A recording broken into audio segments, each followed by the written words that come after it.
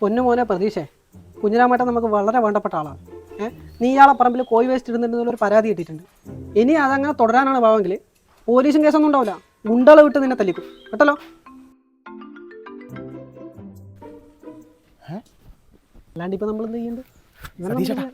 ഇപ്രാവശ്യത്തെ സ്ഥാനാർത്ഥി നിങ്ങളാവുമല്ലോ, ജില്ലാ കമ്മിറ്റിയിൽ നിന്ന് ഇപ്പം വിളി വന്ന്. എടാ നാണം ഉണ്ടോടോ തനിക്ക്? ഇവന്റെ മുഖത്ത് നോക്ക്.